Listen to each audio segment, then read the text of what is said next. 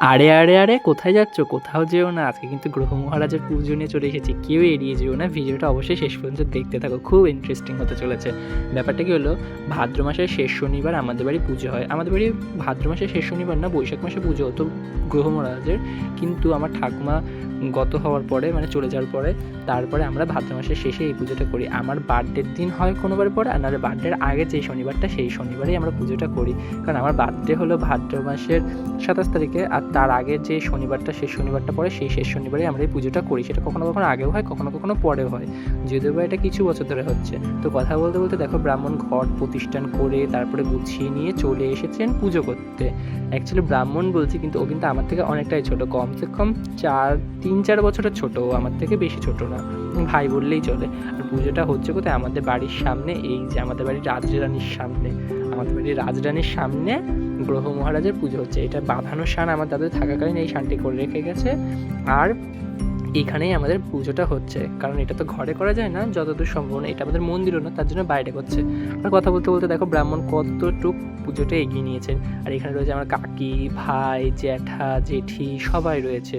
আর আমার মা ঘরে রয়েছে। আমার মা ঘুম প্রিয়, আমার মা ঘুমাচ্ছে, আমার মা পুজোতে সামিলই হয়নি। আর এইদিকে এটা আমার ভাগ্নি, ও বলছে যে আমাকে ক্যামেরায় নিবি না, আর আমি তোকে নেবই তার জন্য। তো দেখো পুজোটা কত ইন্টারেস্টিং হচ্ছে না? তোমরা দেখতে থাকো কিছুটা, আশা করি ভালো লাগবে। এবার সবার মানুষের তো সমান না, যার ভালো লাগে তার এমনিতেই লাগবে, যার লাগার এমনিতেই লাগবে না।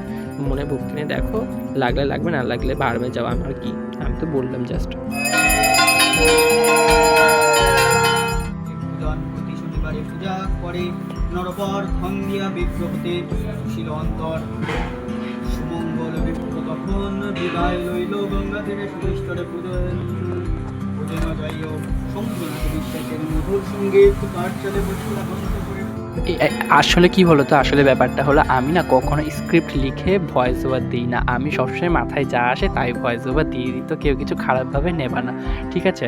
অ্যাকচুয়ালি ব্রাহ্মণের পাঁচালি করে পুজো দেওয়া হয়ে গেল, ফুল দিয়ে পুজো দেওয়া হয়ে গেলো, দেওয়ার পরে আমরা সবাই অঞ্জলি দিতে বসে গেছি। অঞ্জলি দিতে দিতে আমাদের অঞ্জলি দেওয়া হয়ে গেলো, তারপরে মানে ওই প্রণাম মন্ত্র করে যেটা বলে না, সেটাকে অঞ্জলি দেওয়া হয়ে গেলো। তারপরে ব্রাহ্মণ পঞ্চপ্রদীপ দেখিয়ে অঞ্জলি করছে ঠাকুরের। তারপরে সেই অঞ্জলির তাপ আমরা সবাই নেব। এখানে আমার হাতে শঙ্খ দিয়েছে, এনে তুই শঙ্খ বাজা, আর শঙ্খ বাজাতে গিয়ে সারাদিন উপোসের পরে যেন বুক পিঠ এক হয়ে যাচ্ছে, ব্যাপারটা এইরকম আর কি। তারপরে আমরা সবাই মিলে কাড়াকুড়ি করে, মারামারি করে ওই তাপটা গ্রহণ করলাম। তাপটা গ্রহণ করার পরে যেন একটা আলাদাই শান্তি চলে এলো। আর এদিকে আমার ভাই সেই তাপটা নিয়ে ও সবাইকে আরতির প্রদীপের তাপ দেবে, ও ছাড়া কেউ দেবে না, কেউ যেন না নেয়, কারণ ও বাচ্চা, ওর ভীষণ ইন্টারেস্টিং লাগে ব্যাপারগুলো, তার জন্য ও এইদিকে দৌড়ে দৌড়ে সবাইকে তাপ দিল। আমি তো তাপ নিয়ে হয় না, যত পারি তত তাপ নিই, একবার নিয়ে কখনোই পুষাই না, 2-3 বার তো অন্তত নিতেই হবে, কারণ সারা জীবনে সারা দিন তো চলতে হবে, সারা বছর তো আবার 1 বছর পরে পুজোটা আসবে, তার জন্য 1 বছরের জন্য মাথাটা ঠান্ডা করে রাখতে হবে বলেই আমরা কিন্তু তাপটা আমি অন্তত বেশি বেশি করে নিলাম। এদিকে দেখো কত প্রসাদের আয়োজন করা হয়েছে। তো তাপ নেওয়ার পরে আমরা সবাই মিলে প্রসাদ বিতরণ করে প্রসাদ খেয়ে নেব। তো আজকের ভিডিওটা এইটুখানি, অবশ্যই সবাই জানিও কেমন লেগেছে। দেখা হচ্ছে আবার নেক্সট ভিডিওতে। Bye bye.